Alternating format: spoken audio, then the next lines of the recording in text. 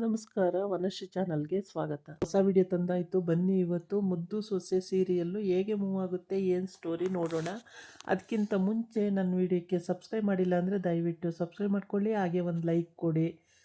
ಶಿವರಾಮೇಗೌಡ ಈಶ್ವರಿ ಬಂದು ಹೇಳಿರ್ತಾಳೆ, ನಮ್ಮ ಮಾನ ಮರ್ಯಾದೆ ಕಳೀತಾ ಇದ್ದಾಳೆ ವಿದ್ಯಾ ಹಾಗೆ ಅಂತ ಹೇಳ್ಬಿಟ್ಟು. ಶಿವರಾಮೇಗೌಡ ಹೋಟೆಲ್ಲಿಗೆ ನೋಡೋಣ ಅಂತಲೇ ಹೋಗ್ತಾನೆ.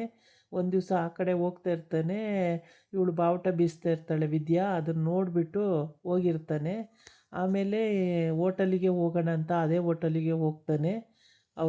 ಅವರು ದಂಡು ದಾಳಿ ಎಲ್ಲ ಕರ್ಕೊಂಡು ಅಲ್ಲಿ ಹೋದಾಗ ಅವಳೇ ಸರ್ವ್ ಮಾಡ್ತಾಳೆ ವಿದ್ಯಾ.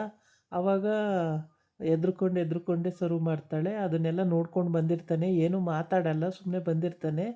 ಆಮೇಲೆ ಮನೆಗೆ ಬಂದು ಕೂಡ ಏನೂ ಮಾತಾಡಿರಲ್ಲ, ಸುಮ್ಮನೆ ಇರ್ತಾನೆ. ಆದರೆ ಈಶ್ವರಿ ಸುಮ್ಮನೆ ಇರಲಿಲ್ಲ.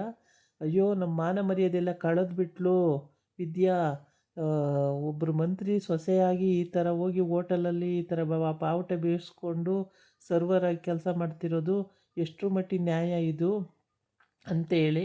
ಆಮೇಲೆ ಸಾವಿತ್ರಿನೂ ನಮ್ಮ ಮಾನ ಮರ್ಯಾದೆ ಹೋಯ್ತು, ನಮ್ಮ ಮಂತನದ ಮಾನದ ಮರ್ಯಾದೆ ಹೋಯ್ತು, ನಮ್ಮ ಅಣ್ಣ ಮಂತ್ರಿ ಸೊಸೆ ಹಿಂಗೆ ಅಂದರೆ ಏನಂತಾರೆ ಜನ ಅಂತೇಳಿ.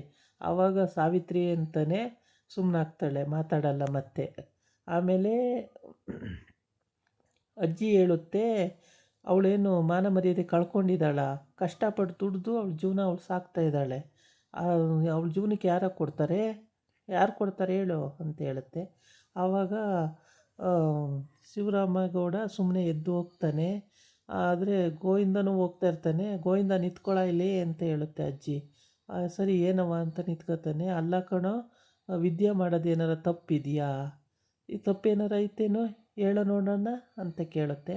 ಆಮೇಲೆ ತಪ್ಪಲ್ವೇನವ ಒಬ್ಬ ಮಂತ್ರಿ ಸೊಸೆಯಾಗಿ ಅಲ್ಲಿ ಹೋಗಿ ಹೋಟೆಲಲ್ಲಿ ಸಪ್ಲೈಯರಾಗಿ ಕೆಲಸ ಮಾಡೋದು ತಪ್ಪಲ್ವೇನವ ಅಂತ. ಅವಳ ಜೀವನಕ್ಕೆ ಅವಳು ಮಾಡ್ಕೊತಾವಳೆ ಕಣೋ, ಅದಕ್ಕೆ ಏನು ತಪ್ಪು ಅಂತ ಯಾಕೆ ಹೇಳಬೇಕು ಅಂತ. ಸಾವಿತ್ರಿನೂ ಹಂಗೆ ಅಂತಾಳೆ, ಮುಚ್ಚೆ ಬಾಯಿ ಸಾಕು, ನಿಮ್ಮಂಗೆ ಬಿಟ್ಟು ತಿನ್ಕೊಂಡು ಕೂತಿಲ್ಲ, ಅವಳು ಕಷ್ಟಪಟ್ಟು ದುಡ್ಕೊಂಡು ಅವಳ ಜೀವನ ಅವಳು ಮಾಡ್ತಾವಳೆ ಅಂತ.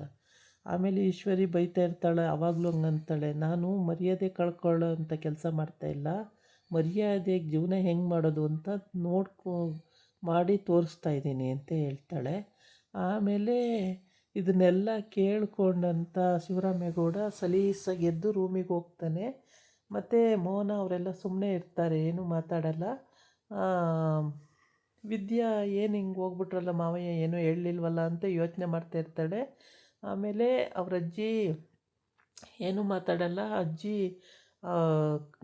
ಏನಿಲ್ಲ ಬಿಡು ವಿದ್ಯಾ, ನೀನು ಮಾಡ್ತಿರೋದೇನು ತಪ್ಪೇನಿಲ್ಲ, ನಿನ್ನ ಜೀವನ ನಿನ್ನ ಓದಿಗೆ ಬೇಕು ಅಂತ ಹೇಳ್ಬಿಟ್ಟು ನೀನು ಮಾಡ್ತಾಯಿರೋದು, ಅದಕ್ಕೇನು ತಪ್ಪು ಅಂತ ಯಾರೂ ಹೇಳಲ್ಲ ಅಂತ. ಭದ್ರನೂ ಸುಮ್ಮನೆ ಆಯ್ತಾನೆ, ಏನೂ ಮಾತಾಡಲ್ಲ.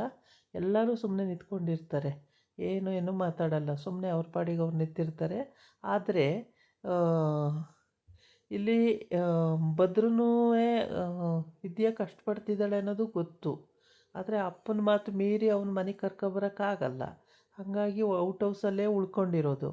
ಔಟ್ ಹೌಸಿಗೆ ಬಾಡಿಗೆ ಕಟ್ತೀನಿ ಅಂತ ಹೇಳಿದ್ದಾಳೆ. ಮತ್ತು ಅವಳು ಓದು ಫೀಸು, ಅವಳು ಊಟ ತಿಂಡಿ ಜೀವನಕ್ಕೆಲ್ಲ ಬೇಕು. ಅದಕ್ಕೋಸ್ಕರ ಅವಳು ಕಷ್ಟಪಟ್ಟು ಕೆಲಸ ಮಾಡ್ತಿದ್ದಾಳೆ. ಅದ್ರಲ್ಲಿ ತಪ್ಪೇನಿದೆ? ಕೆಲಸ ಮಾಡ್ಕೊಂಡು ಅವಳ ಜೀವನ ಅವಳು ಮಾಡ್ತಿದ್ದಾಳೆ. ಅವಳಿಗೆ ಯಾರು ದುಡ್ಡು ₹1 ಯಾರು ₹1 ದುಡ್ಡು ಕಾಸು ಯಾರೂ ಕೊಡ್ತಾಯಿಲ್ಲ. ಅವಳು ಹೆಂಗೆ ಜೀವನ ಮಾಡಬೇಕು? ಇಲ್ಲ ಶಿವರಾಮೇಗೌಡ ಇಷ್ಟು ಅಂತ ತಿಂಗಳಿಗೆ ಔಟ್ ಹೌಸಲ್ಲಿದ್ದರೂ ಇಷ್ಟು ಅಂತ ಏನು ಕೊಡ್ತಾಯಿಲ್ಲ. ಹೆಂಗೆ ಜೀವನ ಮಾಡ್ತಿದ್ದಾಳೆ ಅಂತಲೂ ಕೇಳ್ತಾಯಿಲ್ಲ. ಬಸ್ರಿ ಹೆಂಗಸು ಹೋಗಿ ದುಡಿತಾ ಇದ್ದಾಳೆ ಅವಳು, ಪಾಪ ದುಡಿದು ಮತ್ತು ಕಾಲೇಜಿಗೂ ಹೋಗ್ತಾ ಇದ್ದಾಳೆ.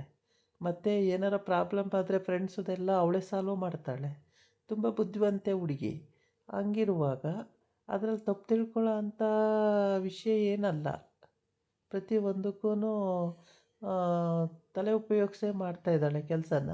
ಹಂಗಾಗ್ಬಿಟ್ಟು ಅವಳು ಏನು ತಪ್ಪು ಅಂತ ಯಾರೂ ಹೇಳಲ್ಲ.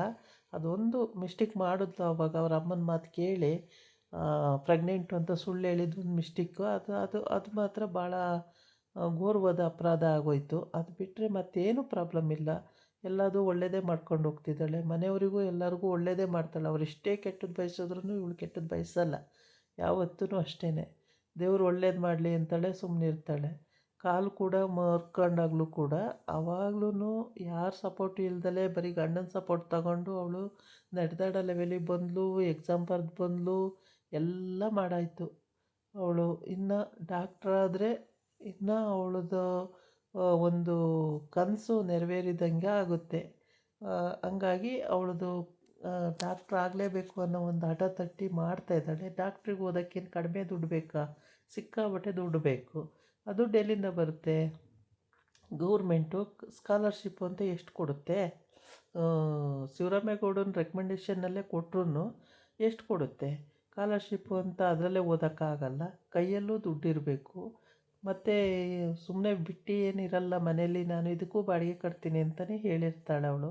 ಅದಕ್ಕೂ ಬಾಡಿಗೆ ಕಟ್ಕೊಂಡೇ ಹೋಗ್ತಾಯಿದ್ದಾಳೆ. ಅದಕ್ಕೆಲ್ಲ ದುಡ್ಡು ಬೇಕಾಗುತ್ತೆ.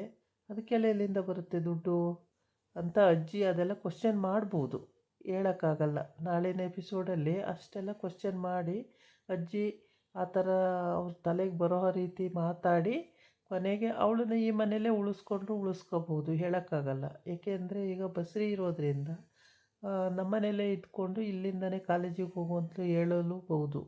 ಈಗ ಶಿವರಾಮೇಗೌಡ ಹಂಗೆ ಹೇಳಿದ್ರೆ ಒಂದೇ ಮಾತಲ್ಲಿ ಫಿನಿಶಿಂಗು, ಮ್ಯಾಟ್ರೇ ಫಿನಿಶ್ ಆಗಿಬಿಡುತ್ತೆ. ಅವನು ಹೇಳ್ತಾ ಇಲ್ಲ, ಯಾಕೆ ಅಂತ ಗೊತ್ತಿಲ್ಲ. ಇದಾಗಿತ್ತು ಇವತ್ತಿನ ವಿಡಿಯೋ. ನಾಳೆ ಇನ್ನೊಂದು ವಿಡಿಯೋ ಜೊತೆ ಬರ್ತೀನಿ. ನಮಸ್ಕಾರ.